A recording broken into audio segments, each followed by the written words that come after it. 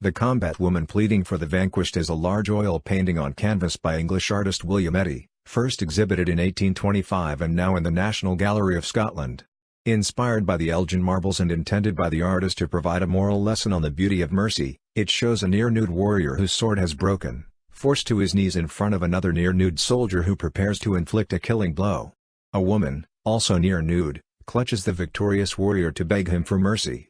Very unusually for a history painting of the period, the combat does not depict a scene from history, literature or religion and is not based on an existing artwork, but is instead a scene from the artist's own imagination. When it was shown at the Royal Academy Summer Exhibition of 1825, it attracted near-universal praise from critics for its technical excellence, its fusion of the styles of different schools of painting, and its subject matter. Nevertheless, it failed to find a buyer at the summer exhibition, and was instead bought by fellow artist John Martin. The painting proved too large for Martin's house, and in 1831 he sold it on to the Royal Scottish Academy. It was transferred in 1910 to the National Gallery of Scotland, where it remains. Background: William Eddy was born in 1787, the son of a York baker and miller. He began as an apprentice printer in Hull. On completing his 7-year apprenticeship he moved at the age of 18 to London with a few pieces of chalk crayons, with the intention of becoming a history painter in the tradition of the old masters. Strongly influenced by the works of Titian and Rubens, he submitted paintings to the Royal Academy of Arts and the British Institution, all of which were either rejected or received scant attention when exhibited. In 1821 the Royal Academy accepted and exhibited one of Eddy's works, The Arrival of Cleopatra in Cilicia, also known as The Triumph of Cleopatra. The painting was extremely well received, and many of Eddy's fellow artists greatly admired him. Following the praise for Cleopatra, Eddy tried to replicate its success by painting nude figures in biblical, literary and mythological settings, most notably a sketch from one of Gray's Youth on the Prow in 1822, and the controversial Pandora crowned by the Seasons in 1824. Eddy had traveled extensively in Italy in 1823, and painted Pandora hastily on his return as a testimonial of recent progress he had made while studying paintings in Italian collections. Critical opinion of Pandora was highly divided, with some critics greatly praising it as a technical accomplishment, while others saw it as a rushed pastiche of Titian and Rubens. Pandora crowned by the Seasons sold for 300 guineas, about £25,000 in 2018 terms, and secured Eddy the position of associate at the Royal Academy of Arts. While some nudes by foreign artists were held in private English collections, the country had no tradition of nude painting and the display and distribution of nude material to the public had been suppressed since the 1787 proclamation for the discouragement of vice. Eddy was the first British artist to specialize in the nude, and the reaction of the lower classes to these paintings caused concern throughout the 19th century. Many critics condemned his repeated depictions of female nudity as indecent, although his portraits of male nudes were generally well received. Composition: Eddy was fascinated with classical artworks such as those he had seen during his recent travels in Italy, and in particular with the Elgin marbles, a set of major ancient Greek sculptures taken to London in controversial circumstances in the early 19th century. The combat woman pleading for the vanquished is a large painting, 399 centimeters 13 feet 1 in across. It depicts a defeated soldier, kneeling in front of another soldier. The defeated fighter strains to free himself from the grip of the victorious warrior, who stands, raising a sword. A kneeling woman clutches the waist of the victorious soldier, raising her face to him to beg him to spare his defeated foe.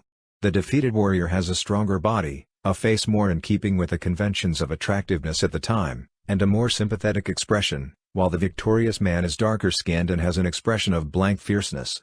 The vanquished soldier's sword has broken, and lies beside him on the ground.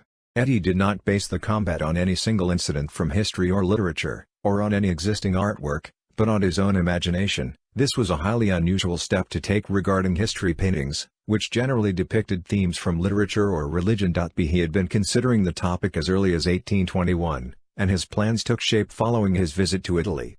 During this visit Eddy had met Antonio Canova and been very impressed by him. The combat is clearly influenced by his work.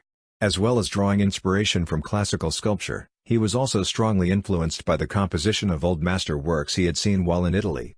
As with many of Eddy's works, the models posed for him separately in his studio, rather than as a group. Eddy, writing in 1849, described the purpose of the combat as to paint a great moral on the heart of the beauty of mercy. Eddy's 1958 biographer Dennis Farr points out similarities in the composition of the combat and John Flaxman's drawing Heracles killing a man to whom a woman clings, but while Eddy and Flaxman were contemporaries at the Royal Academy, It is not known if Eddie was aware of this drawing. C. In the initial oil study for the defeated warrior York Art Gallery, Eddie gave the character a more defiant appearance than seen in the finished version. In this preliminary sketch he is not on his knees, but thrusts his leg out to brace himself. He has an expression of defiance and determination, rather than the plea for mercy and posture of total defeat shown in the final work. The completed The Combat Woman Pleading for the Vanquished was exhibited at the Royal Academy Summer Exhibition in 1825. Reception. On its exhibition, The Combat was generally highly praised by critics for its technical excellence, its combination of the Venetian and English styles of painting, and as an indication that Eddie was moving away from nudity and towards history painting.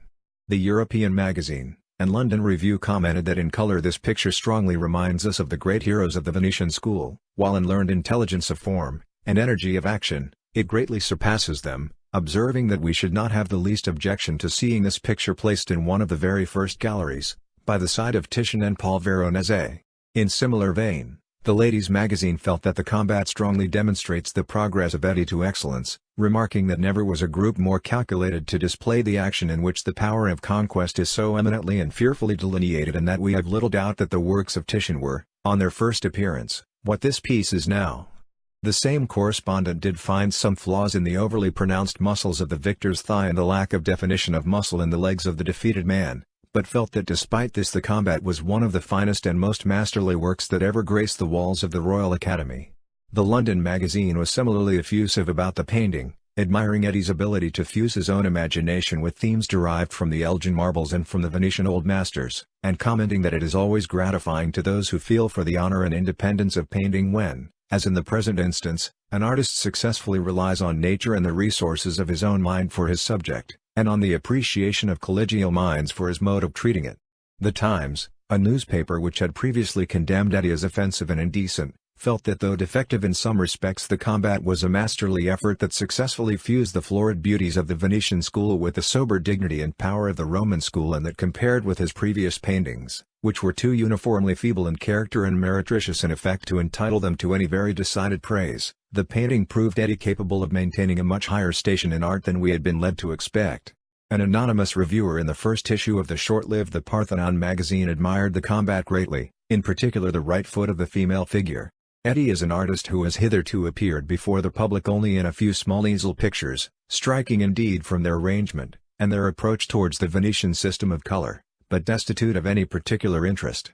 He has now come forward in a new character as a painter in the great style of epic composition, and if his future efforts do but equal the expectations raised by his first essay, we shall have reasons to rejoice at the change. His ideal group of The Combat, in the present exhibition at the Royal Academy, is particularly striking, from its uncommon combination of beauties, without possessing any very extraordinary merit in any single quality, taken separately. Its style of coloring, perhaps, forms its most distinguishing feature, and in this respect the artist has still adhered closely to the system pursued by the Venetian school. The arrangement of his colors is admirably successful, and we could instance individual passages of extraordinary beauty. Of these, none is more eminently deserving than the right foot of the female, which seems actually to glow with the rich juice of life. Generally speaking, the extremities are well understood, and carefully executed, and the composition of the figures is in the most masterly style.